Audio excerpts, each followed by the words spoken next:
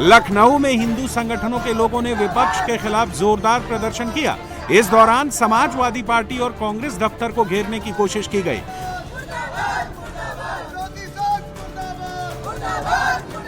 अब ये सवाल रखे कि उन्होंने ये फैसला क्यों नहीं आगे बढ़ने दिया, इसको क्यों खारिज किया गया, क्या कारण है इसका? क्या महिलाओं से डर लग रहा है उनको कि क्योंकि महिलाएं जाएंगी राजनीति पे, देश को और आगे बढ़ाने का काम करेंगी और सरकार के साथ हम लोग और मिलजुल के काम करना चाहेंगे, तो शायद वो ये नहीं चाह रही है। बड़ा मौका था, विपक्ष ने आप लोगों का साथ नहीं दिया। भारतीय जनता पार्टी बोल रही है कि विपक्ष ने साथ नहीं दिया महिलाओं का। क्यों नहीं दिया, इसका क्या कारण है? कहाँ गई अब वो इक्वालिटी जिसकी बात करते हैं? सशक्तिकरण की बात होती है तो अब कहाँ गई महिलाओं के लिए इक्वालिटी? अब जब स्टैंड लेने की बात थी तो विपक्षी ने ऐसा नहीं होने दिया, तो क्या कारण है? हमको कारण जानना है, क्यों उनको इतनी मिर्ची लग रही है? महिला आरक्षण को लेकर दिल्ली में भी प्रदर्शन तेज हो गया है। सीएम रेखा गुप्ता ने महिला उद्यमियों के साथ प्रदर्शन में हिस्सा लिया। काली पट्टी बांधकर महिला आरक्षण बिल पास ना होने को लेकर विरोध प्रदर्शन किया गया, जहां रेखा गुप्ता ने खुद विपक्ष के खिलाफ नारेबाजी की।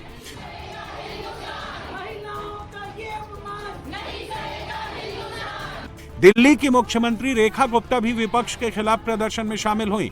इस दौरान उनके साथ सैकड़ों महिलाओं ने विपक्षी दलों के खिलाफ नारेबाजी की और बीजेपी की महिला नेताओं ने इसे विपक्ष का महिला विरोधी चेहरा बताया। कभी कहा कि 543 पे क्यों नहीं हो रहा, कभी कह रहा है कि 850 पे क्यों हो रहा है, कभी डीलिमिटेशन, कभी परिसीमन। पर सच्चाई ये है कि ये लोग चाहते ही नहीं है कि देश की आधी आबादी 70 करोड़ महिलाएं सदन तक पहुंचे। इनको केवल अपने घर की महिलाएं अच्छी लगती हैं। अखिलेश यादव को डिंपल यादव और राहुल गांधी को सोनिया गांधी और प्रियंका गांधी। इसके अलावा भी महिलाएं हैं देश में। बार बार जो ये डीलिमिटेशन की बात कर रहे हैं, मैं याद कराना चाहूंगी कि डीलिमिटेशन इज कंडीशन प्रेसिडेंट, इसको इन्वोक करने के लिए ये सहमति, सर्वसहमति विपक्षी दलों ने 2023 में ही दी थी।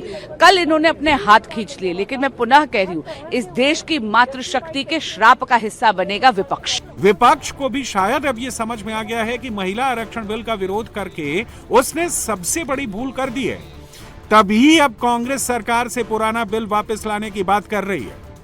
पूरा विपक्ष कह रहा है, इकट्ठे होकर कह रहा है कि आप पुराने वाले कानून को लागू करिए। आपने उसको नोटिफिकेशन आपने किया है उसका अभी 2 दिन पहले, 3 साल बाद, 3 सालों के लिए कुछ नहीं किया, तो अब उसको लागू करिए। हमें कोई आपत्ति नहीं है। हम जहाँ तक महिलाओं के आरक्षण की बात है, हम डट के उनके साथ खड़े हुए हैं। भारतीय जनता पार्टी वाले दलित विरोधी हैं, ओबीसी यानी कि पिछड़ा, अति पिछड़ा वर्ग विरोधी है। जब समाजवादी पार्टी की ये मांग थी कि ओबीसी महिलाओं को आरक्षण दीजिए, क्योंकि आधी आबादी का सवाल है। अब आधी आबादी में भी ये दरार पैदा करने वाले लोग हैं, ये दरारवादी लोग हैं। इन्होंने हमेशा समाज में दरार पैदा की है, अविश्वास पैदा किया है, भय पैदा किया है, और इसी हथियार से ये लोग आज सत्ता में बने हुए हैं। लेकिन बीजेपी कह रही है कि अब विपक्ष को महिलाओं के गुस्से से कोई नहीं बचा सकता, क्योंकि महिलाओं के सम्मान से जुड़े बिल को गिराकर उन्होंने अपने ऊपर कभी साफ ना होने वाला दाग लगा लिया है। कांग्रेस पार्टी और विपक्षियों को भारत की महिलाओं का गुस्सा झेलना पड़ेगा। मैंने तो कल ही बता दिया, ये काला दाग कांग्रेस और उनके साथियों के ऊपर लग गया है, वो जिंदगी भर साफ नहीं कर पाएगा। उन लोगों ने विरोध करके अपनी लंका में आग स्वयं लगा लिया है, और अब कांग्रेस को लुप्त होने से और सपा को साफ होने से कोई बचा नहीं पाएगा। जो जश्न मना रहा है, उनका जश्न जब तक चुनाव नहीं आते, चाहे विधानसभाओं के और चाहे लोकसभा 2029 के, तब तक ही जश्न इनके पास रहेगा। उसके बाद राजनीतिक रूप से ये मातम मनाएंगे।